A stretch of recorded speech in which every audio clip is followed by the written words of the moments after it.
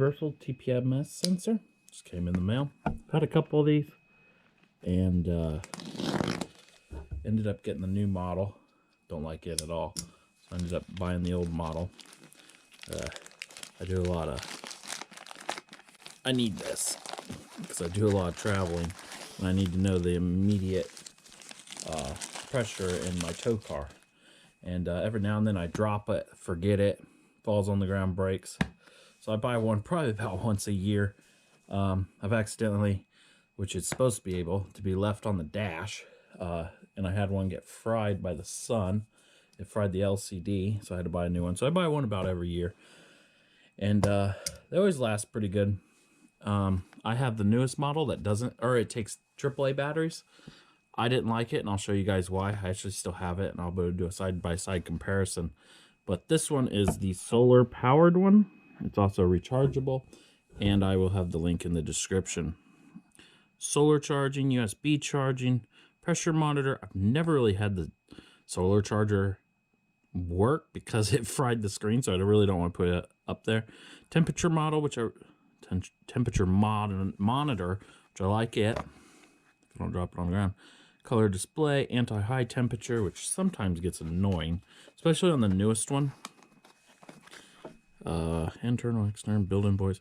Now, as long as you have a normal valve stem where the cap screws on, this will work. You can put it on a motorcycle, four-wheeler, any type of car. I think every car basically has this valve stem. Even motorcycles and semis have the same valve stem. I can go to about a 34-foot motor home. Anything after that, you kind of got to put it in the window to have a better shot at having a signal. But let's check it out. So there's the manual. I never really have to use the manual, but I always keep it because I got a lot of extras because I always break the LCD part of it, but I always have extras of these, so I always keep them in case I can reprogram them or whatnot. And yeah, I don't know if you guys can take a screenshot of that, read it if you want. I'm not really going to read it. It's all basic stuff to me because I've had these for 5 years. But yeah, there's the instructions. USB micro. They haven't updated anything new, and the new one doesn't even have a rechargeable. Looks like it's about 3 feet in length. You're going to have the unit itself, which we'll get to that. Looks like we have a double sticky pad if we want to put it on the dash. Might as well open this, I guess. So just wrapping on it. Goes right there if you want to mount it to the dash that way. I wouldn't do it. I kind of like it to be loose. There we have the micro USB for charging. We got a tear off right here. Screen kind of looks like it's gotten water damage. There's the solar panel. Peel that off. The solar panel does show it charges. I'm sure it works, but it's easier just to recharge it normal. Got 3 clicking buttons on the top. A nice display once we get it going. And we'll do that next. So I've traveled almost 500,000 miles using these. And I've never used this stuff that's in here. I used it for a little bit, but then it just annoyed me. Most people are going to realize they don't want to steal your TPMS sensors because the reprogramming process probably isn't easy, and it's just not worth it. This thing's only 20 bucks. But this goes on first. You screw it onto your valve stem. We'll do one this way just to show you the proper way to do it, but I never use these. You put it in, you screw it on, then you screw on the TPMS sensors, and then you use this and you tighten it up against the back side of that. And it's supposed to be an anti-theft thing. To me, it's just annoying, so I don't use it. I'm not going to use it, but I'll show you guys the proper way to set it up. At least on one tire, I'll show you.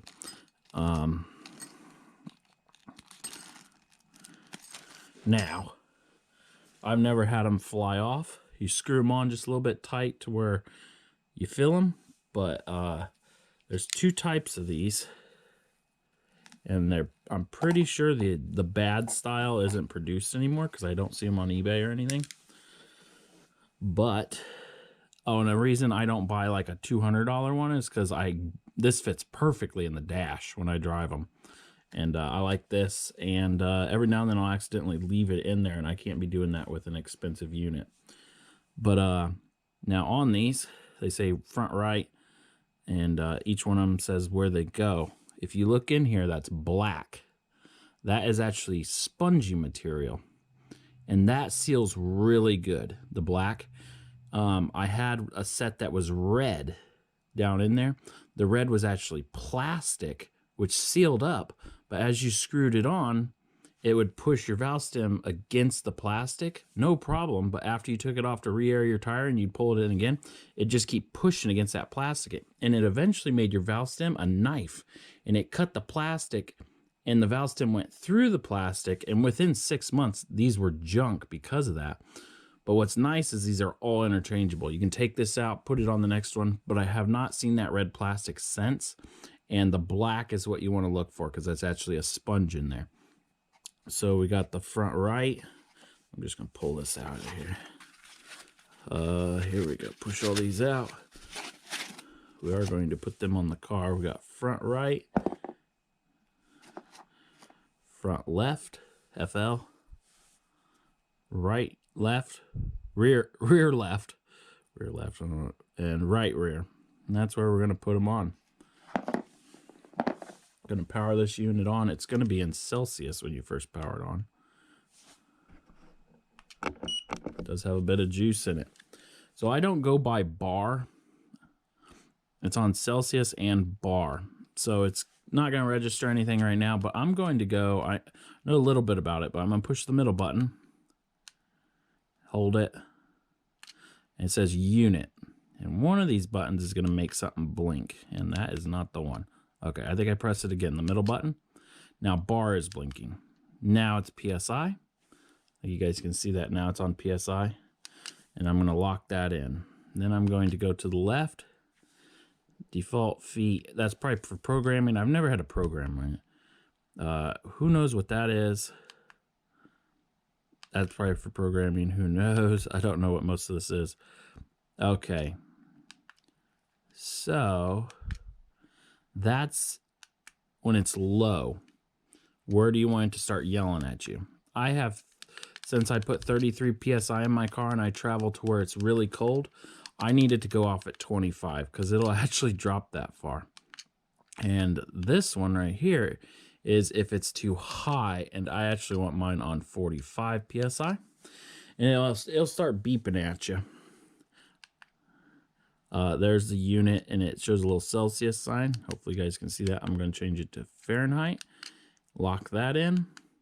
And that is all I change. This stuff, I'm sure it's in the manual. It's probably for programming, but they all should be programmed already. But for where I live, I use Fahrenheit and PSI. And why didn't it save that? There we go. Did it save the other one? Yeah, it saved that one. Why won't it save that? Don't like 25? Okay, whatever. Shut that off. It says it's 68 degrees. They're all going to be 0 until I plug them in. Now, the temperatures will change. If we had solar in here, that would start blinking if we were charging it.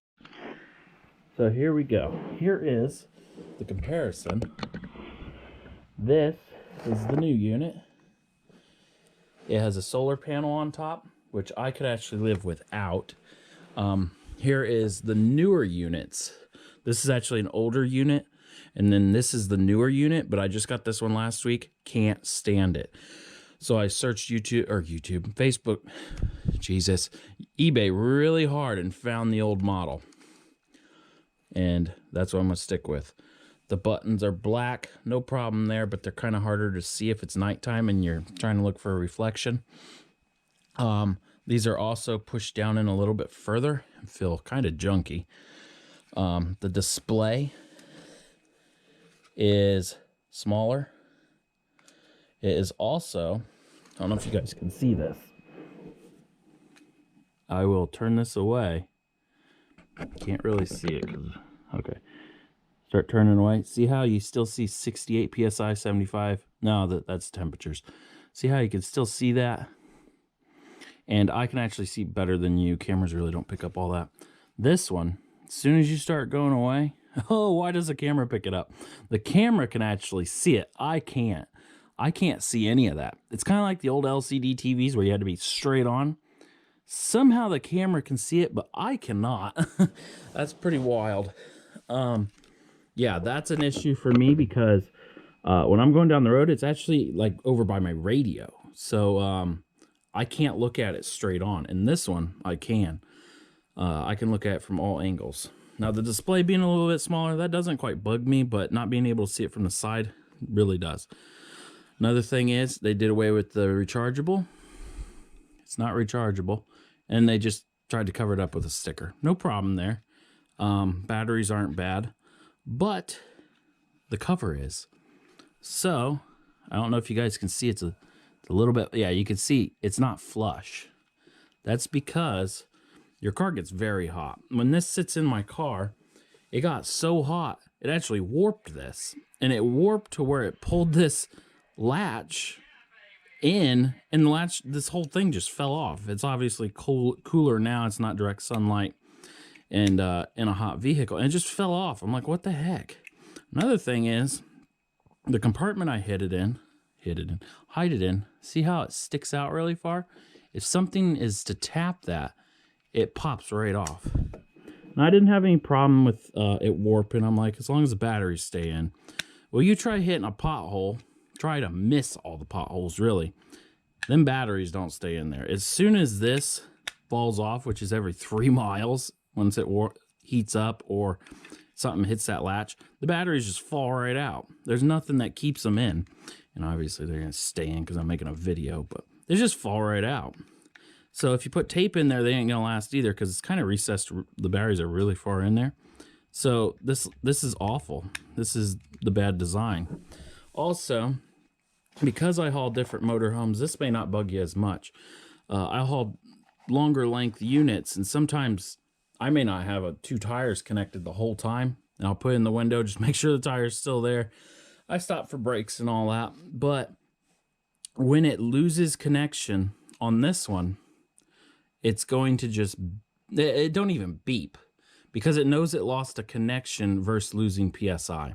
So if it's at 33 PSI in my car and it starts lowering it, it's going to go off at 25, but it's also going to know that it didn't disconnect. Now, when it goes out, it's when it's disconnected, normally there's 2 lines there. And it's weird because this one isn't even doing the 2 lines. It'll do 2 lines. It knows it disconnected versus a low tire. So it's not going to beep at you. This one, oh my God. As soon as it loses a signal, which when you get these, you might as well change the batteries. They're going to last maybe 3 months, especially in the cold. But I've used Duracell and they've lasted 3 years. And I keep putting, I'm going to tear these apart after I make the video and put my Duracells in there. They've lasted a very long time. And the right rear on this one's having a bit of problem, which could be just this unit. But every 5 miles it disconnects, and the alarm on this thing is loud, a lot louder than this one. But it's annoying. It doesn't know that it's disconnected. Instead, it's almost yelling at you because it's a flat tire. And every time I grab it really quick, thinking I'm losing a tire, and I can't have that. I can't be in the curvy area, Chattanooga, Tennessee or something, and all of a sudden this thing's yelling at me.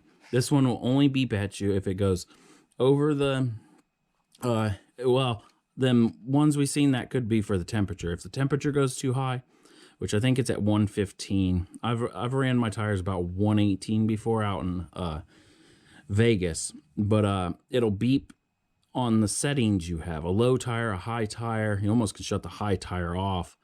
And high temp. That's the only time it's going to beep. And sometimes I think it beeps when you turn it on. It may not even beep then. Nope. Oh, yep.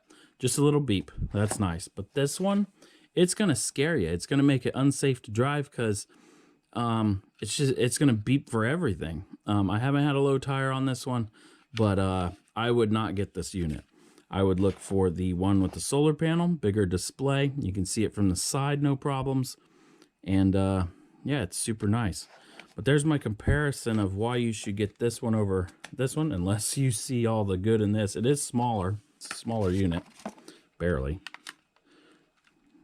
Not enough to go whoopee for. But if you're getting it because you're excited about the solar panel, these aren't a $200 setup. The sun could hurt the LCD, which I have had.